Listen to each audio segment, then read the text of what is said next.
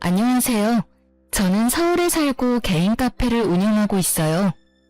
동네 작은 카페는 아니고 베이커리랑 함께해서 카페 규모가 좀 있는 편이에요. 그렇다 보니 직원들 외에도 엄마와 남동생이 함께 제 카페 일을 도와주고 있어요.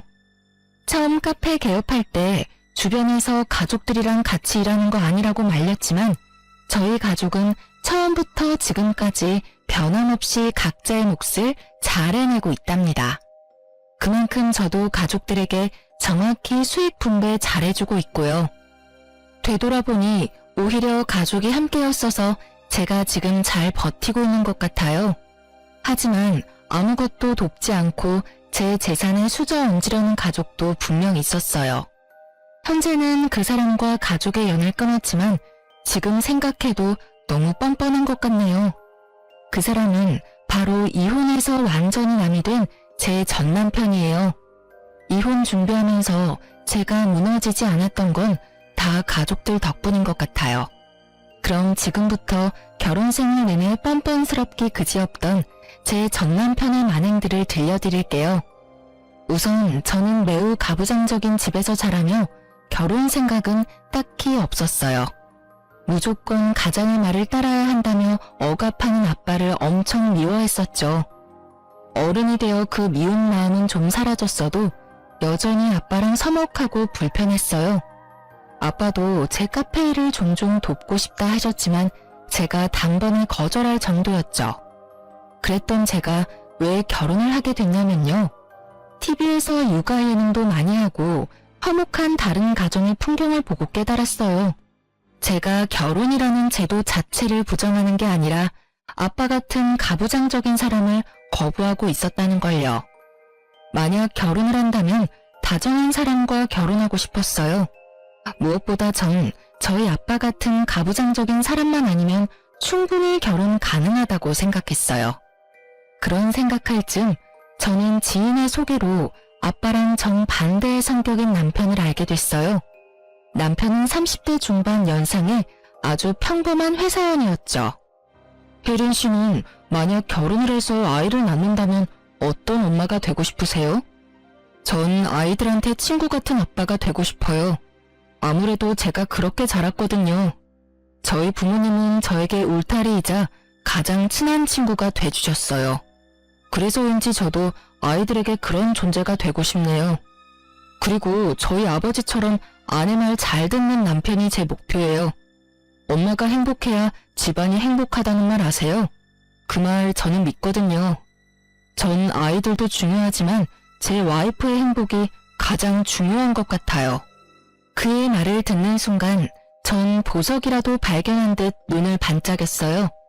제가 정말 원하던 가치관을 그가 가지고 있었으니까요. 저 역시 그래요. 아이들에게 권위적인 부모가 되고 싶지는 않아요. 사실 저는 어렸을 때 아빠가 너무 엄하게 키우셔서 사이가 대면대면 하거든요. 제 아이들은 그런 환경에서 자라지 않았으면 해요. 대화할수록 남편이 저와는 정반대의 집안 환경에서 자랐구나 느꼈어요. 화목하고 친구 같은 부모님 밑에서 자라서인지 남편은 엄청 다정했고 말투나 행동에 애교가 뚝뚝 흘러넘쳤죠. 이 사람이면 충분히 내 트라우마를 치유받고 잘 살 수 있겠구나 기대감마저 들었어요. 남편은 시부모에게 딸같이 귀여움받고 자란 외동 아들이었어요. 시부모 역시 평범하고 퍽 다정한 분들이었죠. 특히 시부는 외동아들만 평생 바라보다가 제가 나타나니 엄청 좋아하며 딸 대하듯이 살뜰히 대해주시더군요. 그래서 저는 시댁 예쁨 받으며 아들, 딸 여럿 낳고 오순도순 남편과 평범하게 잘 살아보고 싶었어요. 저희 아빠한테 이상적인 가정의 모습을 보여주고 싶은 마음도 있었고요. 아빠 당신처럼 권위적이지 않아도 충분히 잘 살 수 있다는 걸 말하고 싶었거든요.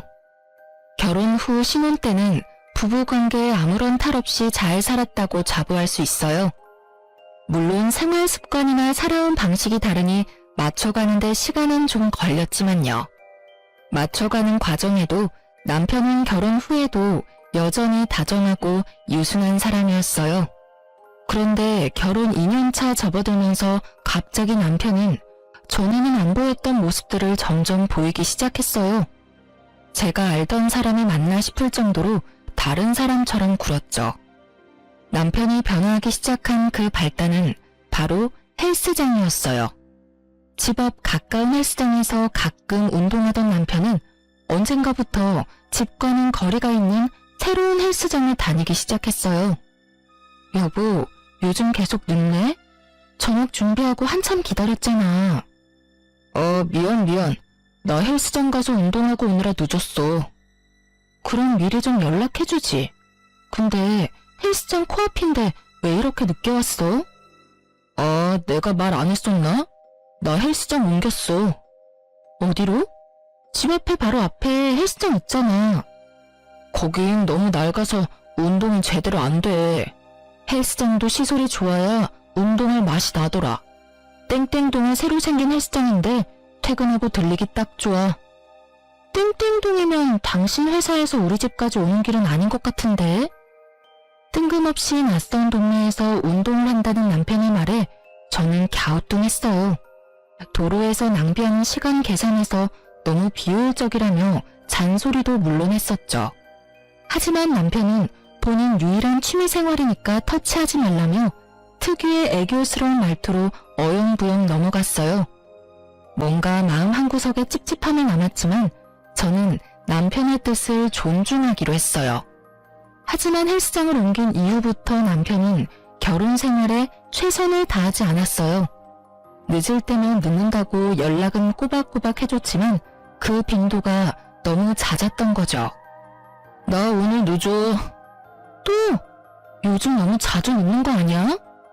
좀 봐주라. 회사에서 스트레스 잔뜩 받아서 운동으로 풀어줘야 해. 그렇다고 내가 술을 먹으러 가는 것도 아니잖아.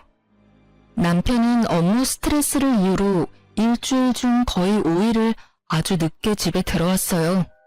회사에서 야근할 때보다 더 늦게 왔고 저녁은 당연히 밖에서 해결했죠.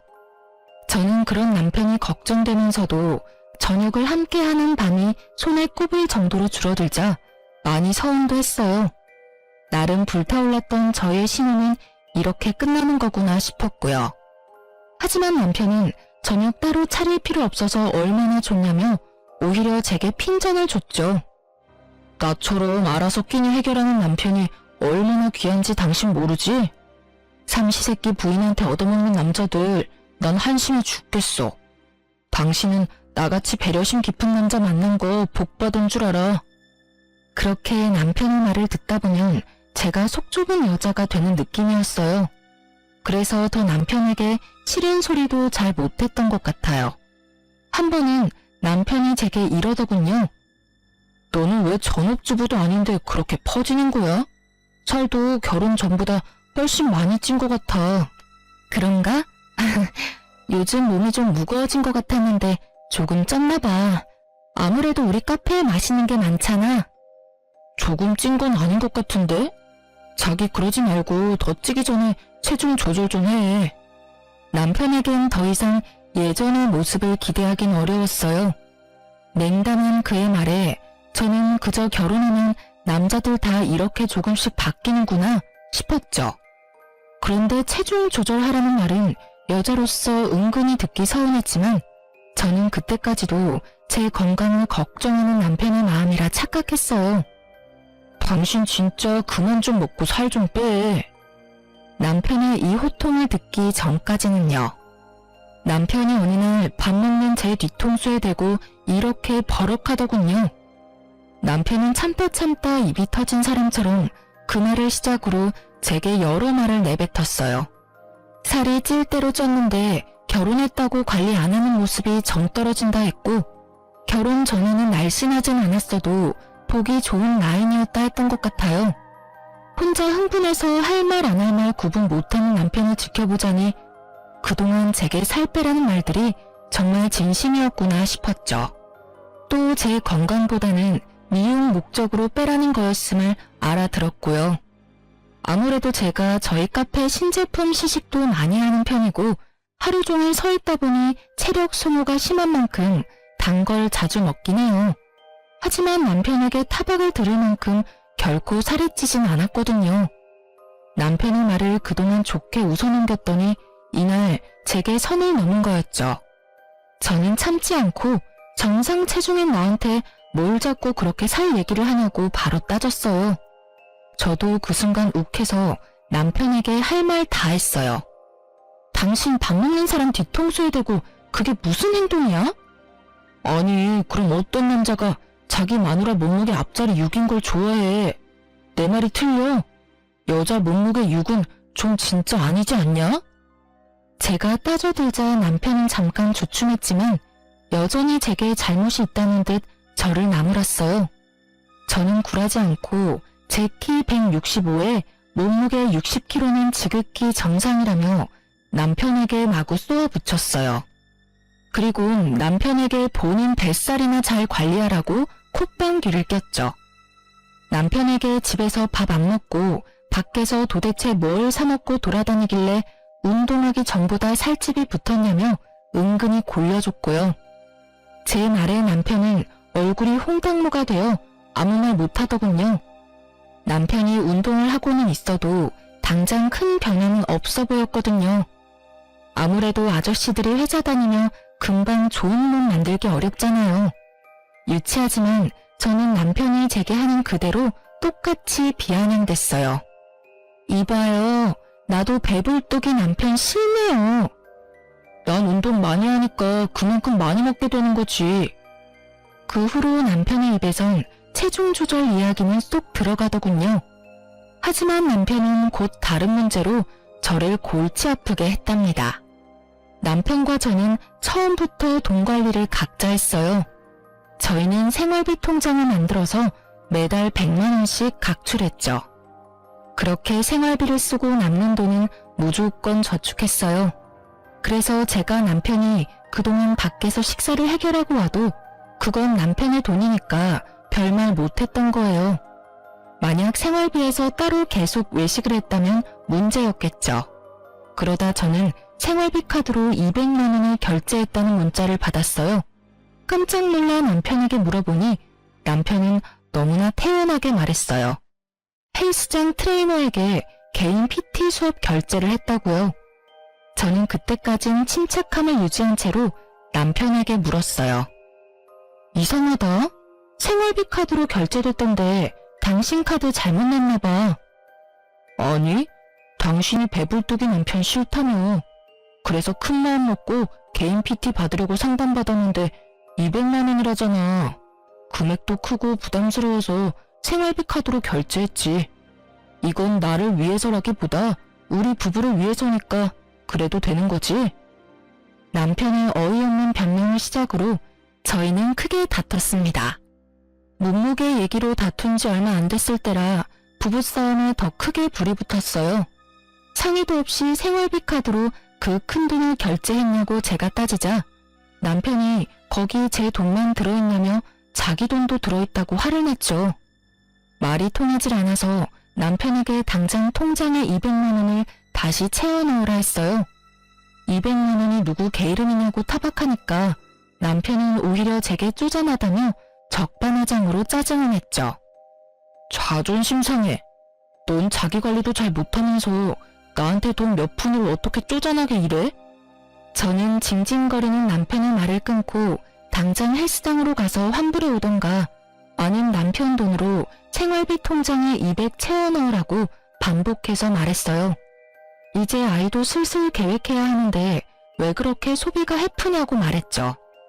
남편은 쪽팔려서 어떻게 환불을 하냐고 우는 소리를 했어요. 그리고 남편은 제 속이 뒤집어지는 말을 또 덧붙이더군요. 나도 다 계획이 있다고.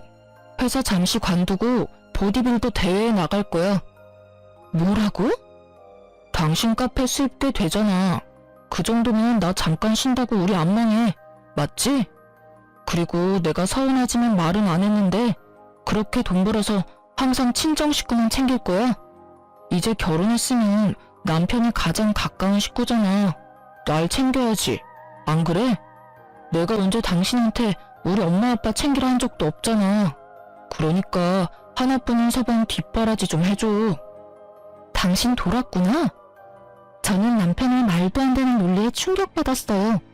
친정 식구들은 제 카페에서 일하고 정정당당하게 보수를 받는 건데 제가 친정만 챙긴다는 남편의 말이 너무 어이가 없었죠. 남편에게 와이프 카페에서 일하는 장모와 처남이 웃음냐고 물었어요. 그리곤 각자 돈 관리하기로 했는데 왜 놀고 먹으려 하냐고 일침을 날렸죠.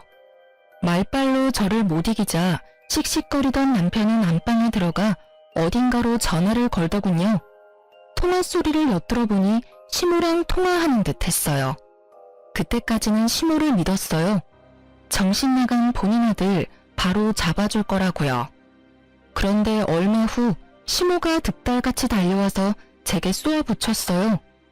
남편은 조금씩 변한 모습을 보였지만 그렇지 않았던 시모가 갑자기 180도 다른 모습을 보이자 더 놀랍긴 했어요. 평소에 시모랑 사이가 엄청 좋지는 않아도 나쁜 편도 아니었으니까요. 잘못한 것도 없는데 저는 남편 일로 미움을 사 크게 한 소리를 들었어요.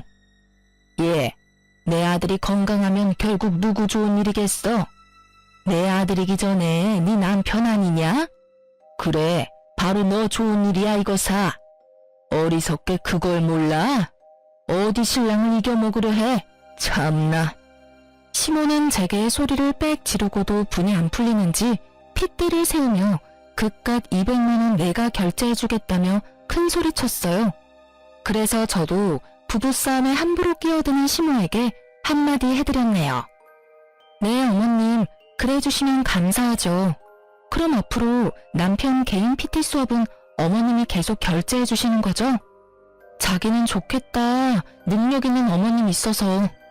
어머님, 저 사람 휴직 내고 못 만들어서 대회 나가고 싶대요.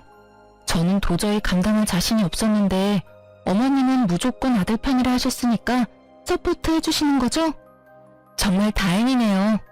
여보, 난 그럼 열심히 응원만 할게. 그게 다 무슨 소리냐? 어머, 어머님, 다 듣고 저 혼내신 거 아니었어요? 어이, 엄마, 그게 말이야. 너 이놈의 자식, 이게 다 무슨 말이냐니까? 역시나 남편은 시모에게 자기 유리한 것만 이야기하고 문제의 본질을 이야기는 안 했는지 시모가 진실에 개거품 물더군요. 시모는 남편에게 무슨 개소리냐고 등짝 날리며 쥐잡듯이 잡았어요.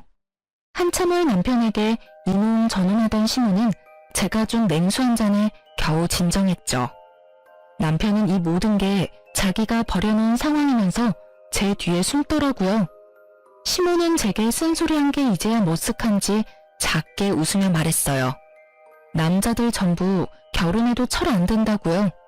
덩치 큰 아들 한 명 키우는 거나 마찬가지이니 제게 고생을 하며 덕담 아닌 덕담까지 해줬고요. 그렇게 시모는 저희 부부싸움에서 발을 뺐어요. 시모가 돌아가고 저는 남편에게 지그시 물었어요.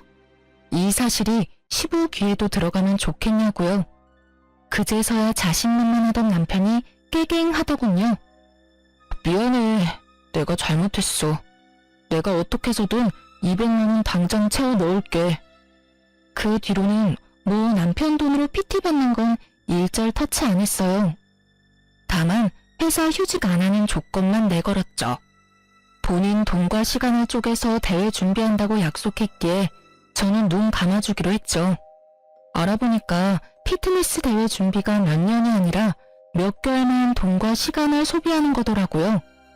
그래서 나름대로 남편이 이번 해에 운동을 배우고 몸을 만들어가며 이루고 싶은 게 뭔가가 있나 보다 했어요. 거기까진 양보해주려고 더 이상 캐묻지도 않았고요. 근데 그게 화근이었나 봅니다. 지금 생각하면 그땐 제가 꽤 현명한 아내라고 착각도 했어요.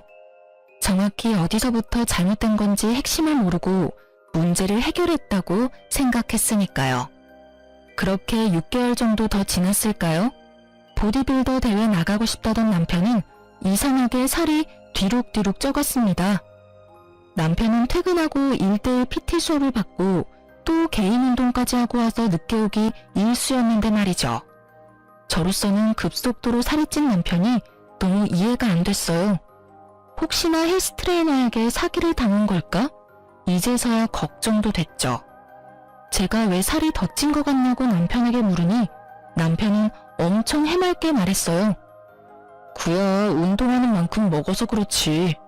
근데 살만 찐 게 아니라 근육도 쪘어. 그래 보이진 않는데? 근데 트레이너 말이야. 믿을 만한 사람이야? 경력은 얼마나 됐어? 남자야 여자야? 그걸 왜 자기가 궁금해해. 믿을 만한 사람이니까 내가 큰돈 결제했지. 왜 내가 궁금해하면 안 돼? 내 돈으로 결제한 건데 신경 쓰이게 터치하지 마. 그러니까 당신 돈이랑 시간 써가며 운동하는 건데 나도 걱정되는 거 당연하잖아. 혹여나 이번 시즌 못 나가서 다음 시즌에 나간다 하면 또 비용이랑 시간이 들 텐데 감당할 수 있어? 잔소리. 당신 말이야. 돈 보태주고 잔소리해. 뭐? 무슨 그렇게... 왜? 그때 남편과 같이 생선조림을 먹고 있었는데 제가 그만 헛구역질을 해버렸죠. 돌이켜보면 그 헛구역질 덕분에 제가 모든 진실을 마주할 수 있었어요. 갑자기 왜 그래? 체한 건가? 왜 이렇게 맛이 비린 것 같지? 음식이 이상한 건가? 자기 입맛엔 괜찮아? 가슴을 꾹 누르고 있는 저를 보며 남편은 벼랑간 젓가락을 거칠게 내려놓고 정색했어요. 너 설마 임신이야? 그 말을 듣고 보니 저 또한 임신일 수도 있겠다 싶었어요. 아차 싶은데 식탁 맞은편에 예민하게 부릅뜬 눈을 한 남편을 보고 좀 어이가 없더라고요. 앙칼진 목소리까지 누가 봐도 임신을 반기는 사람의 눈치는 아니었으니까요. 저는 곧바로 남편에게 지금 반응이 그게 뭐냐고 대놓고 서운해했어요. 남편 놈은 그제서야 굳었던 표정을 풀고 당황해서 허둥지둥하더군요. 남편은 아직은 애를 가지면 안 된다고 병원부터 가보라고 제게 얼버무렸어요. 남편의 행동이 보통 그런 상황에서 나올 평범한 반응이 아니니까 갑자기 엄청 불안했어요. 게다가 남편은 누구보다 아이들을 좋아하는 사람이었거든요. 이상하고 꺼림칙한 마음에 저는 아니겠지 하면서도 남편의 동태를 살피기 시작했어요. 아니나 다를까 안 좋은 예감은 정확히 들어맞았어요. 그날 새벽에 몰래 통화하러 나가는 남편을 딱 발견했거든요. 남편은 통화하는 상대에게 저를 66 사이즈라고 칭하고 있었어요. 저는 그 순간 자존심, 자존감, 신뢰 모든 게 다 무너졌죠. 자기야 미안해. 66 사이즈가 오늘따라 늦게 잠들어서. 아니 그리고 저녁 먹는데 갑자기 헛구역질을 해대서 나 깜짝 놀랐잖아. 난 아직 자기랑 넓은 세상을 더 즐기고 싶은데 벌써 애 아빠가 된다니 상상도 하기 싫어. 여보, 여기저기 저와 비슷한 사연 들어보면 녹음이나 촬영해서 증거부터 잡는다는데 저는 바보같이 심장이 땅에 곤두박질 치는 느낌에 저도 모르게 그만 그 순간 남편을 불러버렸네요. 저를 66 사이즈라 부르다 딱 걸린 남편놈은 허겁지겁 통화를 끊고 오해라며 무릎 꿇고 빌더군요. 저는 아무런 액션을 취하지 않고 그저 여보라고 부르기만 했는데 제발 저린 남편의 행동을 보고 역시 바람이구나 확신했어요. 그날의 충격은 정말 뒤통수를 망치로 맞은 듯 컸어요. 제가 따지고 묻질 않았는데도 남편의 입에선 술술 바람핀 이야기가 나오더군요. 그놈의 변명은 이러했어요. 집 앞 낡은 헬스장에서 운동하는 게 불만이었는데 인터넷에서 새로 생긴 땡땡 헬스장을 추천받았다네요. 젊은 사람들이 많아서 그 에너지를 느끼고 싶어서 갔는데 마침 그 새 헬스장에서 운동하다가 만난 여자랑 친해졌대요. 운동 친구로 가볍게 맥주 한잔하고 그렇게 몇 번 만난 게 다라며 잘못했다 빌더라고요. 뭐 그 뒤로는 뻔한 남잡힌 남자들 대사였어요. 잠깐 만났어도 깊은 관계 아니라고 정리하겠다 하더군요. 저는 끓어오르는 분노를 누르고 남편에게 물었어요. 어떻게 깊은 관계 아닌 사람한테 자기라고 부르냐고 말이죠.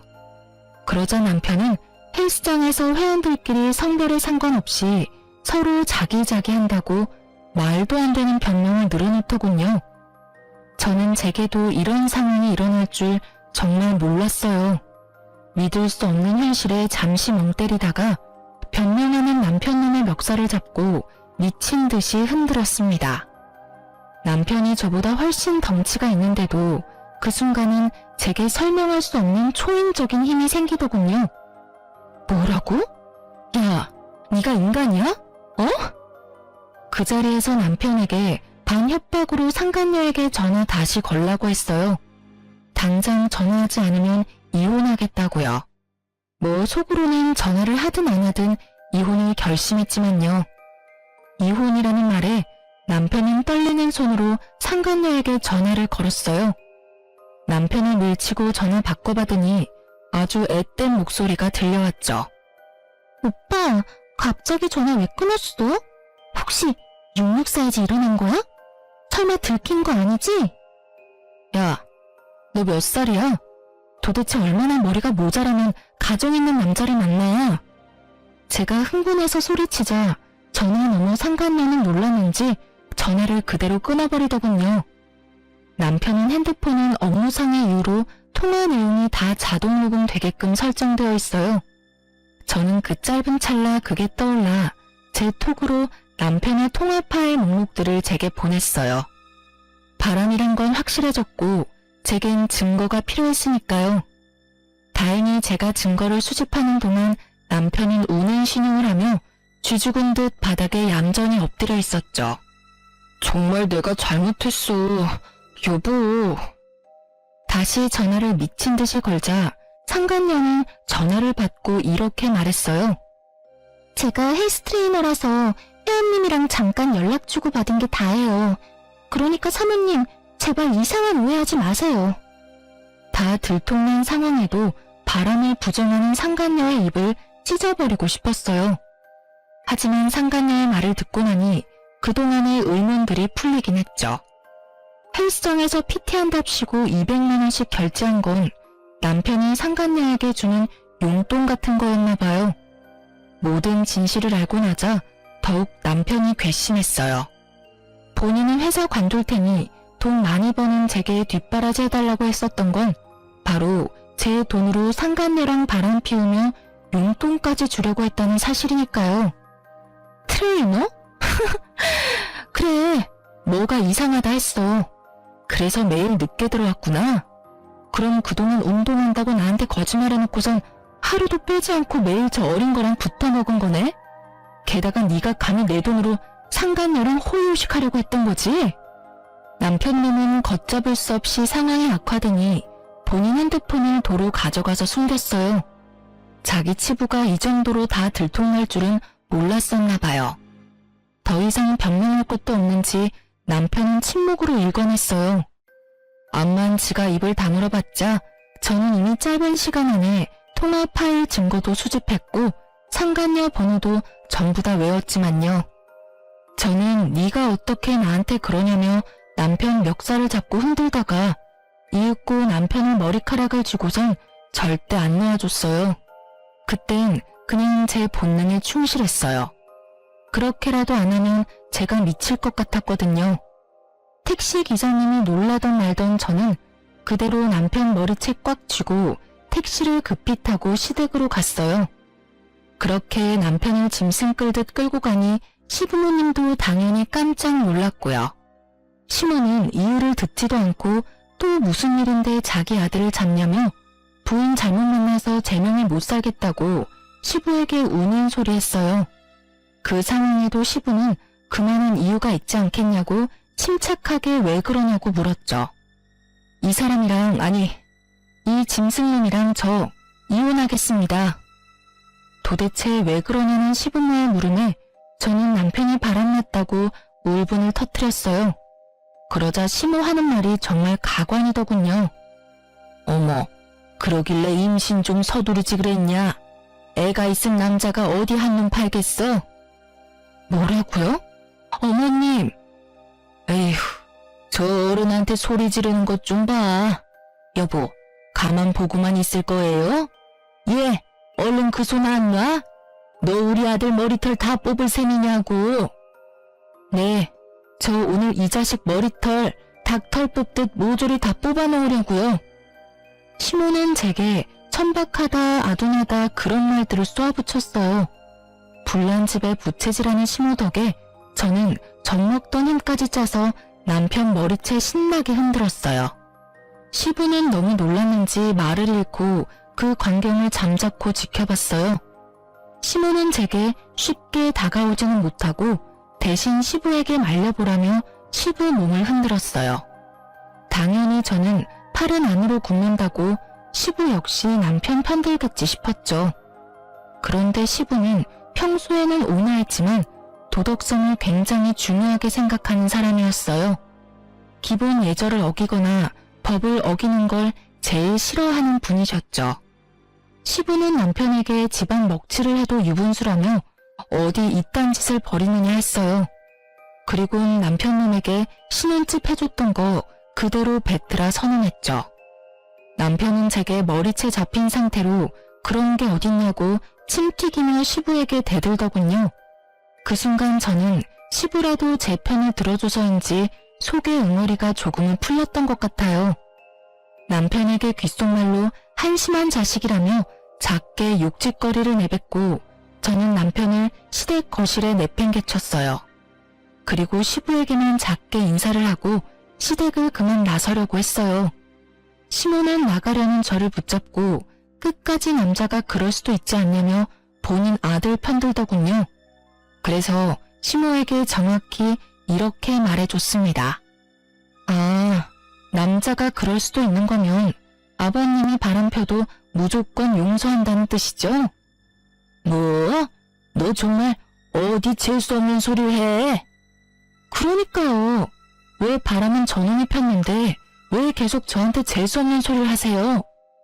아무 말 못하고 벙쪄있는 시모와 바닥에서 저를 원망스럽게 쳐다보는 남편놈을 비웃어줬답니다. 제가 시댁에서는 센 척 다 했지만 막상 저희 집 가는데 이상하게 몸이 벌벌 떨리더군요. 다름 아니라 남편과 결혼할 때 아빠가 저희 부부에게 이렇게 말한 적 있거든요. 내 집안에 이혼이란 없다. 절대. 그러니까 두 사람 잘 살아야 해. 만약 이혼을 언급하면 어릴 적 안 좋았던 아빠의 모습이 나오지 않을까 걱정도 됐어요. 친정에 도착하니 부모님은 어쩐 일이냐 물었고 저는 도무지 입이 떨어지질 않더군요. 아빠의 얼굴을 보자 이혼한다는 말이 저절로 삼켜지더군요. 잘못은 남편이 했는데 왜 내가 떨어야 하나 속으로 억울도 했어요.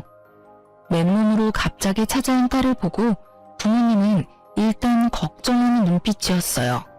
저는 힘없이 남편이랑 싸워서 왔다고 말했어요.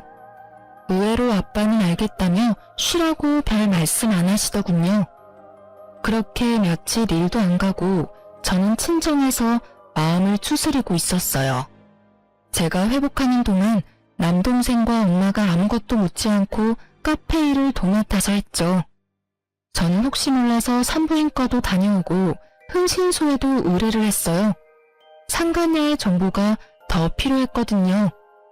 혹시나 잠자코 있다가 이혼할 때 제가 되려 남편에게 당할 수도 있고요. 하지만 제게 제일 큰 숙제는 부모님께 어디서부터 어떻게 말을 꺼내야 할까였어요.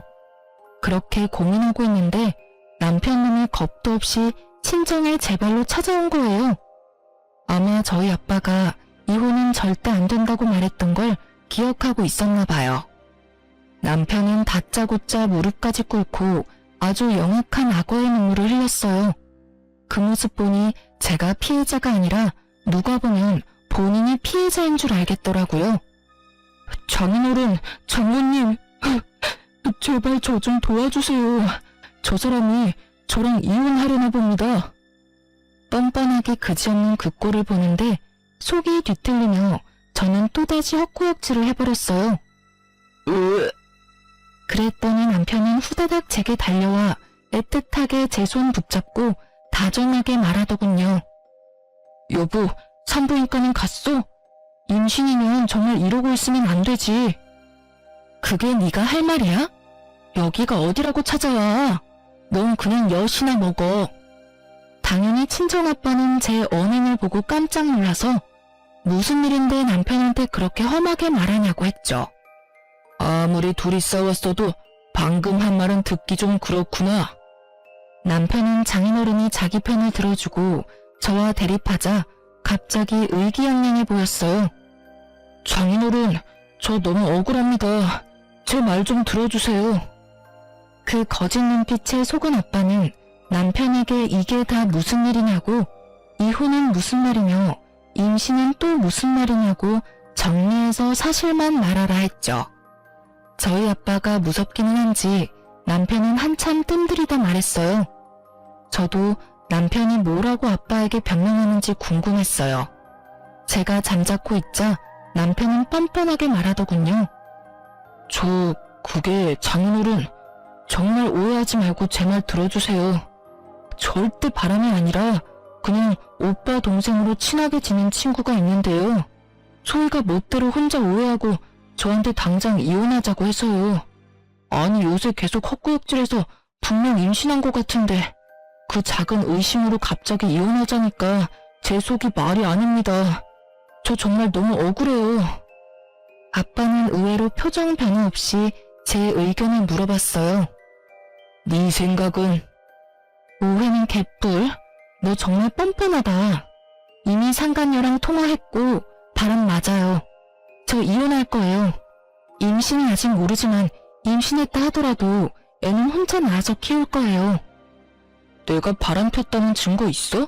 있냐고. 아니면 설마 유부남 주변 여자는 전부 다 상간녀 취급하는 거야? 당신 정말 미쳤어. 제정신이야? 의부증이냐고. 그리고 당신이 무슨 수로 혼자 애를 키워?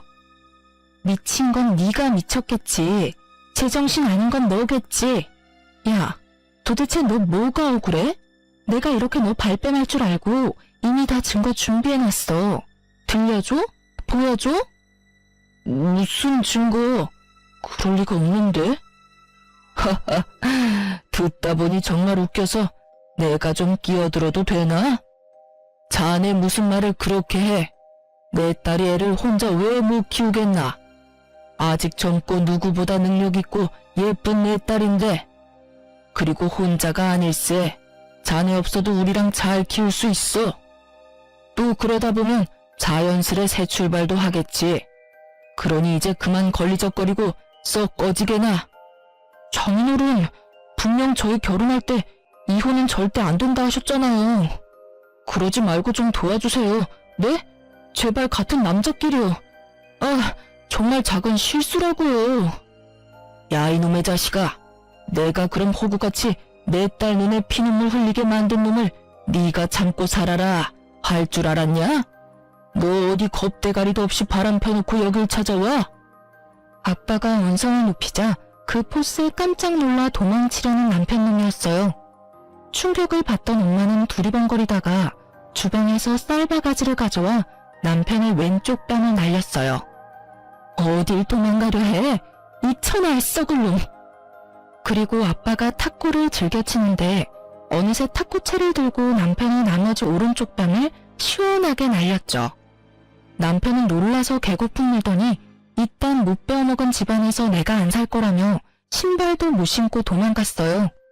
저와 친정을 만만하게 보고 제 발로 찾아왔으니 그 정도는 값을 치러야 한다 생각했어요. 그 이후 제가 뭐 따로 움직이지 않아도 상간녀가 알아서 움직였어요. 상간녀는 이제 바람인 걸 인정하고 겁도 없이 제게 전화를 했거든요. 세상에, 예비시댁의 인사가니 자신 있으면 구경 오라더군요. 아직 남편과 이혼도 안 했는데 어이가 없었습니다. 저는 뭐가 그렇게 당당한 건지 상간녀 면상 한번 제대로 보려고 시댁에 갔어요. 불러줬는데 제가 또 안 가면 섭섭해할 수도 있으니까요. 그런데 시댁에 도착하니 웬 레깅스 입은 젊은 여자가 서 있었어요. 운동할 때 입는 온몸에 딱 달라붙는 윗면인 옷을 입고 몸매를 뽐내는 상간녀 보고 저는 그만 웃음이 터졌어요. 그런 건 헬스장에서나 가능한 차림이잖아요. 정말 꽝이네요. 뭐라고요? 얼마나 모자라면 유부남 만나는가 했는데 직접 보니 그쪽 수준 알만하다고요. 머리가 원래 그렇게 텅텅 비었나 봐요? 저 여자가 진짜? 이씨, 아버님, 저 오빠 정말 진실되게 사랑해요. 그러니까 자기 발로 나간다는 저 여자 붙잡지 마시고 저랑 오빠 인정해주세요. 그래서 여기에 나도 부른 거였구나. 너 겨우 저 배불뚝이 유부남 놈이랑 붙어먹고 싶디? 그래, 너 다 가져. 내 남편 너한테 기꺼이 버려줄게. 그렇게 팽팽하게 신경전을 하고 있는데 시부가 소리쳤죠. 하늘이 무섭지 않느냐? 남의 가정 파탄 내놓고 무슨 아버님이야? 더러운 입 다물어. 시부가 호통치면서 상간녀를 혼내자 20대로밖에 안 보이는 어린 상간녀는 깜짝 놀라서 울먹거리더군요. 자기야, 나 너무 무서워. 아버지, 그러지 말고 우리 애기 예쁘게 봐주세요. 어차피 저 사람이라면 끝이에요. 아들 세 장가는 들어야 하잖아요. 너, 내가 그동안 내게 도움 준 것들 모두 뱉어내. 오늘부로 넌 내 아들 아니다. 너 어디 감히 내 집에서 이런 해괴망측한 일들을 벌여? 시부가 잔뜩 뿌리는 와중에 시모는 또 상간녀 편을 들더군요. 시모의 묘하게 인상 쓴 모습이 분명 상간녀를 마음에 들지 않는 눈치였지만요. 그러지 말고 여보, 기회라도 줍시다. 괜찮은 아가씨인지 찬찬히 지켜보자고요. 기회? 아, 당신도 아들 따라 덩달아 미치기라도 한 거야? 그럼 당신도 내 집에서 나가. 내 돈 다 내놓고 나가라고. 아빠, 진짜 엄마도 나도 쥐뿔도 없는 거 알면서 왜 그래요? 그리고 막말로 내가 아빠 아들이지 저 사람이 아빠 딸이에요? 아니잖아요. 우리 새애기, 내가 정말 딸같이 생각했지. 아이고 모자란 놈아, 왜 그런 사고를 쳤어? 상간녀는 머리 열심히 굴렸는지 상황 파악하고 절망하듯 절규했어요. 아이씨, 이 거지 같은 놈이 지금 누구 인생 망치려고요? 돈 무지 많다면서 아저씨. 이때까지 쥐뿔도 없으면서 아빠 백 믿고 나한테 추근덕거린 거야? 자기야. 자기는 무슨, 징그럽게 꺼져. 상간녀는 그새 돌변해서 남편을 밀치고 도망쳤죠. 남편은 상간녀의 배신을 믿을 수 없다는 참담한 얼굴로 주저앉더군요. 자기가 한 게 정말 사랑이었는 줄 알았나 봐요. 시부는 제게 아들 잘못 키워 미안하다며 면목이 없다며 거듭 사과를 했어요. 따지고 보면 전부 남편의 잘못인데 시부의 사과를 더 많이 들었던 것 같아요. 아가, 미안하다 미안해. 그제서야 남편이 통곡하며 제 바지가랑이를 붙잡더군요. 내가 잠시 돌았었나 봐. 여보, 한 번만 용서해 줄래? 아버지, 제가 잠시 꽃뱀한테 홀려서 정신이 나갔어. 이제 정말 정신 차리고 똑바로 살게요. 못난 놈, 이미 너는 돌아올 수 없는 강을 건넌 거야. 여보, 말을 또 뭘 그렇게 해요? 예, 네가 내 아들 한 번만 봐줘라. 내가 지난번에도 말했지만 남자는 다 애라서. 시부와 달리 시모는 여전히 본인 아들만 생각하더군요.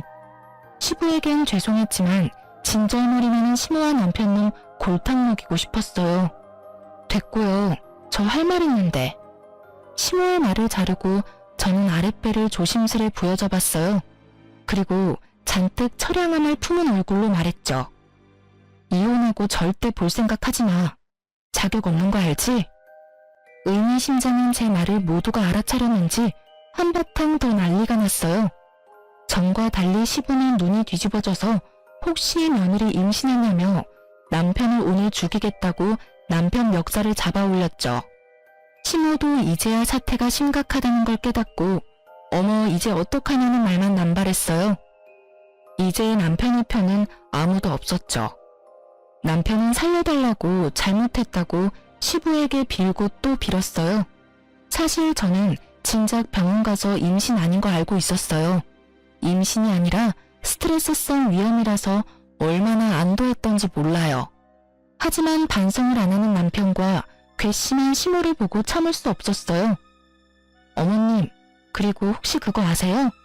이 사람 운동한다고 헬스장에서 개인 PT 수업 결제했잖아요. 알고 보니 아까 그 여자가 헬스 트레이너라네요. 어머님 아들이 저 여자 용돈 주려고 매번 큰 돈 결제했었나 봐요. 전 또 같은 헬스장 다니는 회원이랑 바람난 줄 알았는데 헬스장 트레이너였지 뭐예요. 하긴 젊고 예쁜 애가 당신 어딜 보고 만나겠어. 그치? 매번 200만 원씩 턱턱 결제해주니까 당신 만나줬겠지. 근데 그게 당신 월급으로 가당키는 해? 아 맞다. 어머님이 그때 아들 대신 내줄 수 있다 하셨잖아요. 혹시 계속 내주셨던 거예요? 뭐가 어쩌고 저째? 새끼 말이 사실이야? 네가 드디어 미쳤구나. 너 엄마한테는 분명 괜찮은 아가씨라며? 근데 이 자식이 엄마까지 홀랑 속여서 저딴 물건한테 몇백씩 갖다 바쳐? 야 이놈아, 임신한 조강 지쳐두고 별 이상한 애 만나서 도대체 얼마를 쓰고 다닌 거야? 내가 못 살아 정말. 여보, 이놈 가만두지 말아요. 이참에 정신교육을 똑바로 시켜야 해요. 시모는 제 말에 개거품 물면서 그 상간녀 다시 데려오라고 했죠. 그 모습에 시부는 기가 막힌 듯 혀를 끌끌 찼어요. 시모는 상간녀 머리채를 다 뽑아버리겠다며 귀한 자기 외아들 인생 망쳤다고 분통을 터뜨렸죠. 저는 남편의 원망스러운 눈빛을 외면하고 그 생난리통을 슬쩍 빠져나왔어요. 그 뒤론 본격적으로 이혼 소송과 상간녀 소송을 진행했어요. 그러는 과정 중 물론 남편 놈이 시모랑 또 찾아왔어요. 남편은 또 가증스럽게 울면서 빌더군요. 내가 잘못했어. 한 번만 봐줘. 정말 많이 반성했어. 남편이 저보고 소송 취하하고 애 낳고 새로운 마음으로 다시 잘 살아보자 하는데 가래침을 왕창 뱉어주고 싶더군요. 시모는 제 눈치를 보다 본인이 상간녀 헬스장 가서 상간녀 혼내준 이야기를 꺼냈어요. 시모는 상간녀 찾아가서 여태 결제한 돈 다 내놓으라고 한바탕 했다네요. 상간녀 헬스장 잘리고 그 바닥에는 소문 날 대로 다 나버려서 그 동네에 발도 못 붙이게 됐대요. 그 동네 맘카페나 인터넷에 이미 상간녀 신상과 이름까지 떠도는 마당에 어디 가서 이제 트레이너로는 밥벌이 못하겠더군요. 사실 시모에게 듣기 전에 인터넷에서 보고 제 이야기구나 짐작했어요. 땡땡 헬스장에서 일어난 소동이라고 동영상은 금방 지워졌지만 시모와 상간녀의 신랑의 내용은 이미 퍼즐대로 퍼졌더라고요. 이 아줌마가 미쳤나? 난 그냥 가볍게 논 것뿐이라고요. 내 아들 인생 네가 다 망쳤어 이거사. 이 몹쓸 여우 같은 게 얌전히 운동이나 할 것이지 어디 감히 남자를 꼬시고 다녀? 그것도 유부남을. 너 때문에 잘 살던 한 가정이 풍비박산 났어. 시모는 상간녀를 이리저리 질질 끌고 다니며 헬스장 바닥 청소 깔끔하게 했다네요. 제가 나서기도 전에 시모가 한 발 빨라서 저는 잠자코 상간녀 소송만 걸었답니다.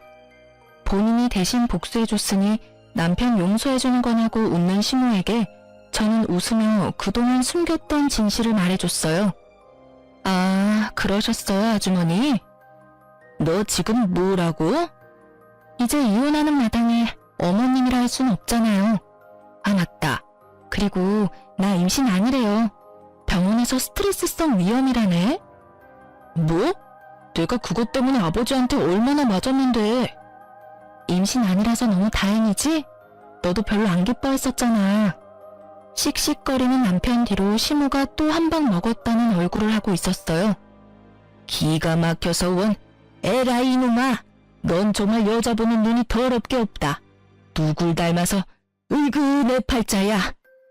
그래서 저는 마지막으로 시모에게 한 방 더 먹여드렸어요. 어머 그러게요.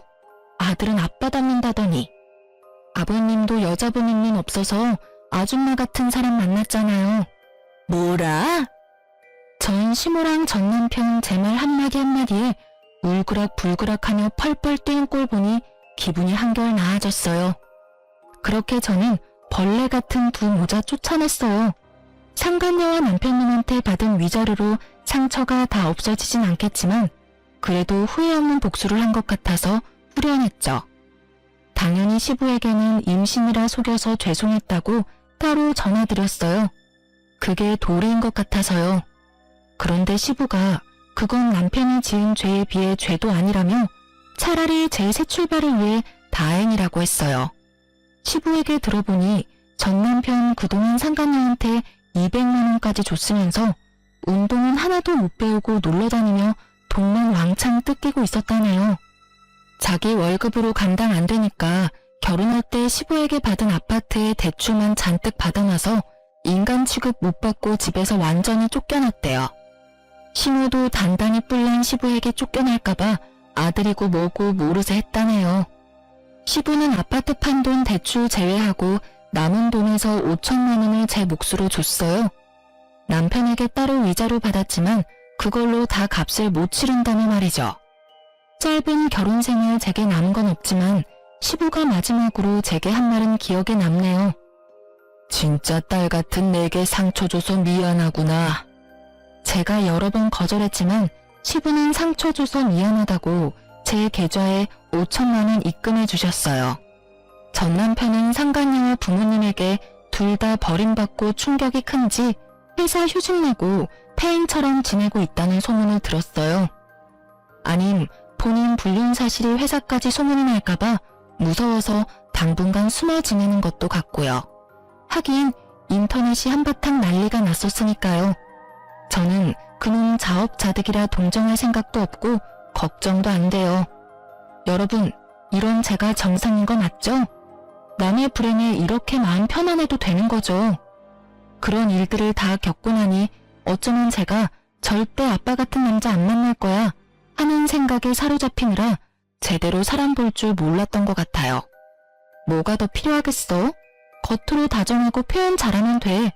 하곤 남편을 너무나 신뢰했어요.